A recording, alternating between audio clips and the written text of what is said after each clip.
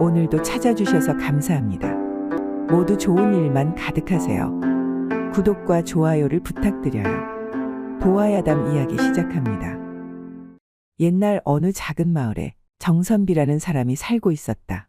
어릴 적부터 학문이 월등하게 뛰어나 장차 큰 인물이 될 거라는 어른들의 기대 섞인 말을 자주 듣고 자랐다. 글 공부에 전념하여 학문은 높았지만 벼슬 운이 없어 번번이 시험에서 떨어져 벼슬에 오르지 못하였고 집안 살림은 점점 어려워져 갔다. 배운 게 글 공부밖에 없으니 농사를 짓거나 장사를 할 줄 몰랐다. 부모님이 물려주신 재산은 오랜 글 공부로 이미 탕진하였고 쌀독엔 쌀 한 톨 남지 않은 처지에 놓이게 되었다. 얻어먹지 않으면 굶어 죽을 지경이 된 것이다. 무능력한 자신을 자책하며 해결책을 찾다가 문득 옛 친구 얼굴이 머리에 떠올랐다. 정선비에게는 동문수학하던 친구가 하나 있었는데 과거에 급제하여 한양에서 벼슬살이를 하고 있었다. 그 사람이 언젠가 선비한테 한 말이 떠올랐기 때문이었다. 정 살기 어렵거든. 우리 집에 찾아와서 쌀이라도 갖다 먹고 하게나. 자네와 내가 보통 사이인가. 아무 걱정 말고 나를 찾아오게나. 가난한 정선비는 온 식구가 굶어 죽을 지경에 이르자 그 말을 떠올리고 지푸라기라도 잡는 심정으로 도움을 구하기 위해 친구를 찾아 한양으로 떠났다. 집신을 신고 한양까지 걸어서 가려니 몇 날 며칠이 걸릴지 모를 일이었다. 급한 마음에 쉬지도 않고 걸음을 재촉하여 가다가 인가도 없는 산속에서 날이 저물고 말았다. 큰일이네. 순식간에 날이 저물어 버렸으니 사방은 깜깜하고 비까지 오는데 길을 찾을 수가 없으니 큰일이구나. 정선비는 여기저기를 둘러봤지만 인간은 보이지도 않았고 불빛 하나 없는 산속에는 짐승 우는 소리만 무섭게 들려왔다. 무섭고 두려운 마음이 커져버린 정선비는 정신없이 산속을 헤매며 걷다 보니 점점 기운이 빠져 발걸음을 옮기는 것조차 힘이 들었다. 사방이 깜깜한 어둠인데다가 무성하게 자란 풀과 나무들이 앞을 가려 어느 방향으로 가야 인가나 마을이 있는 쪽인지 도통 알 수가 없었다. 여기서 죽는구나 생각하니 혼이 다 나갈 지경이 되었다. 그때였다. 저승사자처럼 보이던 나무 사이로 저 멀리서 희미하게 깜박이는 작은 불빛이 보였다. 살았구나 싶어 비를 맞으며 미친 듯이 수풀을 헤치고 찾아가 보니 뜻밖에도 깊은 산속에 어울리지 않는 큰 대문이 있는 기와집이었다. 다급하게 문을 두드려 주인을 부르자 천하절색의 젊은 여인이 나왔다. 정선비는 길을 잃고 산속을 헤맨 사정 얘기를 하면서 하룻밤 묵어가게 해달라고 간청했다. 처음엔 여자 혼자 사는 집이라 안 된다고 하던 여인은 끈질긴 부탁에 못 이기는 척 그를 안으로 들였다. 집엔 저 혼자뿐이니 거절하는 게 당연하지만 이 밤중에 다른 곳을 가시지도 못할 테니 어쩔 수 없지요. 안으로 들어오세요. 여인은 선비가 기거할 방을 안내하고는 조금 있다가 저녁상을 차려왔다. 시장하실 테니 어서 드세요. 정선비는 여인이 차린 밥상을 보고 깜짝 놀랐다. 태어나서 구경 한번 해본 적 없는 진귀한 음식이 가득했다. 정선비는 이 산속에서 이런 진귀한 음식을 차린 게 수상했지만 워낙 배가 고팠던지라 앞뒤 가릴 틈이 없었다. 정신없이 밥 한 상을 다 먹고 나서야 정신을 차린 정선비는 여인에게 물었다. 여인 혼자서 어찌 이런 험한 산속에서 지내시오. 제가 기구한 팔자를 타고나 자식도 낳지 못하고 서방님마저 일찍 돌아가시니 세상 만사가 다 싫어져서 그냥 산속으로 숨어들었답니다. 사연 내내 한숨을 내쉬는 여인을 보니 정선비는 그 여인이 불쌍하게 느껴졌다. 다음 날 선비는 여인에게 고맙다는 인사를 건네며 길을 떠나려고 하였다. 그런데 무슨 영문인지 여인이 정선비의 소매를 붙잡으며 부끄러운 듯 말했다. 이것도 인연이라고 어렵게 찾아오신 터인데 하루만 더 쉬다가 가시지요. 어째 영 보내기가 싫습니다. 젊고 예쁜 여인이 그렇게 간절히 만류하자 선비는 그만 마음이 동해서 갈 길도 잊고서 그 집에 주저앉고 말았다. 하루 종일 편안히 쉬면서 그 여인의 수발을 받으며 진수성찬을 대접받았고 밤이 되어 정선비는 잠자리에 들었다. 그 여인이 정선비를 바라보며 다정하게 웃던 모습이 자꾸 머릿속에 떠오르니 마음이 동하여 쉽게 잠이 오지 않았다. 아차 싶어 머리를 흔들던 그 순간 방문이 열리며 그 여인이 방으로 들어왔다. 정선비는 모르는 척 누웠는데 그 여인의 옷고름이 스르르 선비의 얼굴을 스쳐 바닥에 떨어졌다. 그 여인이 이불 속으로 들어와 선비를 껴안자. 선비는 모든 것이 꿈만 같았다. 한번 그렇게 정을 나누고 보니 정선비는 발걸음이 떨어지지 않았다.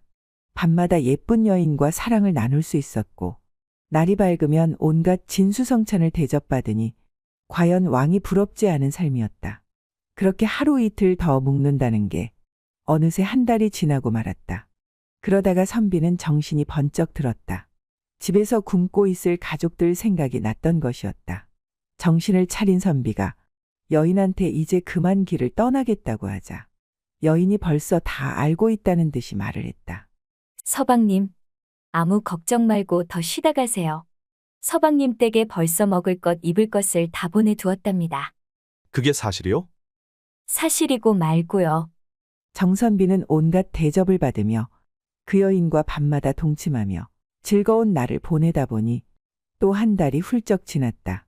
아무래도 안 되겠소. 이참에 집에 다녀올 테니 보내주구려. 내 꼭 다시 오리다. 알겠습니다. 하지만 꼭 다시 오셔야만 합니다.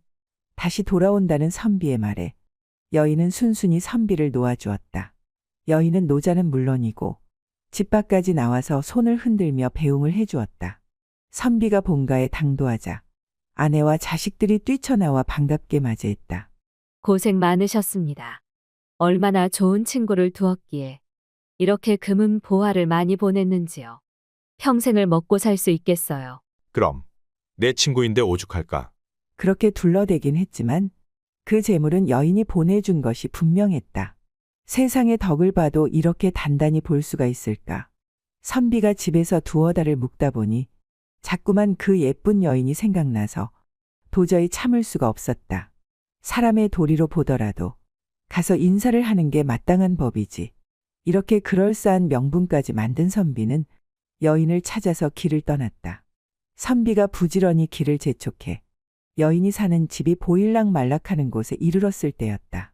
여인을 만날 생각에 마음이 급해져서 뛰듯이 가고 있는데 뜻하지 않게 누군가 자기를 부르는 사람이 있었다.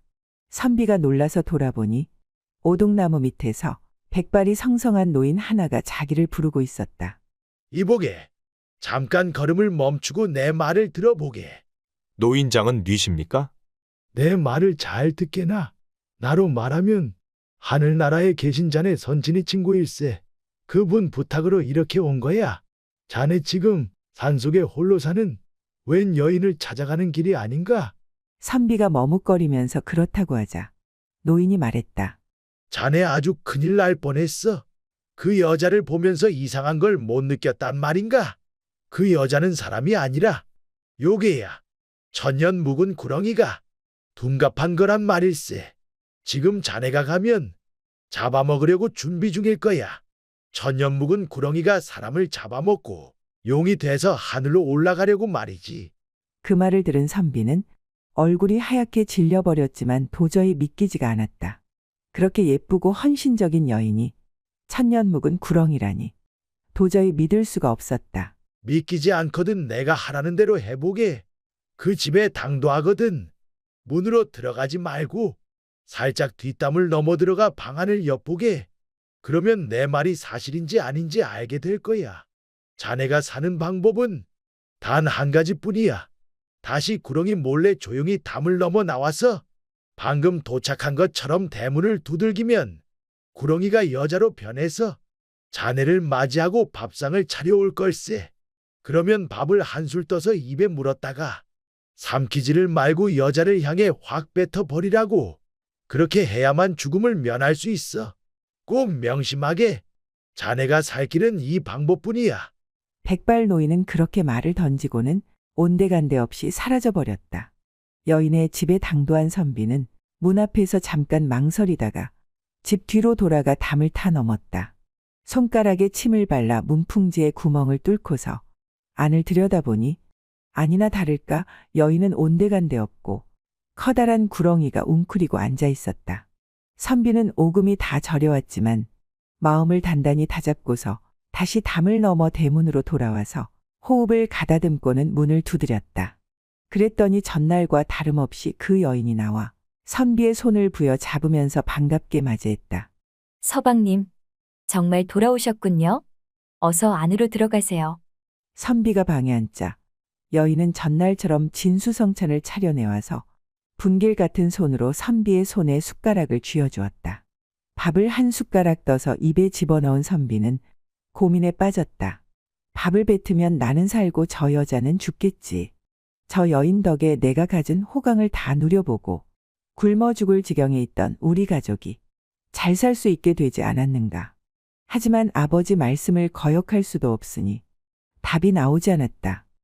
망설이던 선비는 눈을 들어서 여인을 한번 바라보았다. 그러더니 밥을 꼭꼭 씹어서 목구멍으로 꿀떡 삼켰다. 그렇게 밥 한 그릇을 남김없이 다 비웠다. 그러자 여인이 선비의 손을 덥석 움켜쥐는 것이었다. 서방님, 어찌 그 밥을 내게 뱉지 않으셨단 말씀입니까? 아니 그 일을 알고 있었단 말이요? 알다 뿐이겠습니까? 알아도 말을 할 수가 없었던 거지요. 선비는 그만 깜짝 놀라 여인의 얼굴만 멍하니 바라보고 있었다. 그러면서 여인은 신기한 이야기를 전해주었다. 서방님이 만난 그 백발 노인은 천년 묵은 지내랍니다. 이 골짜기에 나와 함께 살고 있는데 우리 둘 중 하나만 용이 되어 승천할 수 있는 운명이었지요. 제가 이번에 서방님의 마음을 얻으면 용이 돼서 올라가게 되니 그 일을 방해하려고 그렇게 나타났던 것이랍니다.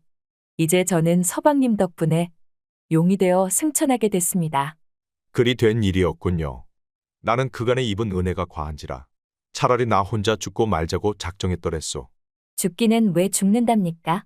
만약 서방님이 저한테 밥을 뱉었다면 오히려 해를 당했겠지요. 천년을 기다린 일이 한순간에 물거품이 되는 순간이니 어찌 안 그렇겠습니까? 이제 다 잘 되었으니 걱정 마세요. 그럼 저는 이제 떠나갑니다. 부디 길이 평안하세요. 여인이 선비에게 마지막으로 큰절을 하며 말하자 갑자기 뇌성병력이 치면서 천지가 진동하더니 선비는 정신을 잃고 말았다. 선비가 쓰러진 머리 위 하늘에는 번개가 치는 사이로 천년 묵은 구렁이가 용으로 변신해서 하늘로 꿈틀거리며 올라가고 있었다. 얼마나 지났을까? 선비가 한참 만에 정신을 차리고 보니 기와집은 온데간데 없고 바위 위에 누워 있었다. 놀라서 주변을 살펴보니 큰 바위 밑에 구렁이가 용이 되기 위해 돌을 닦던 터가 눈에 띄었다. 아, 이게 정령 꿈은 아니었구나. 정신과 몸을 추스린 선비는 다시 길을 걸어 집으로 돌아갔다. 집으로 돌아온 선비는 그 뒤로 하는 일마다 술술 잘 풀려서 재산도 불어나고 벼슬길도 열려 평생을 편안하게 잘 살았다고 한다. 도화야담 끝까지 들어주셔서 감사합니다. 구독과 좋아요 부탁드립니다. 오늘도 행복한 하루 되세요.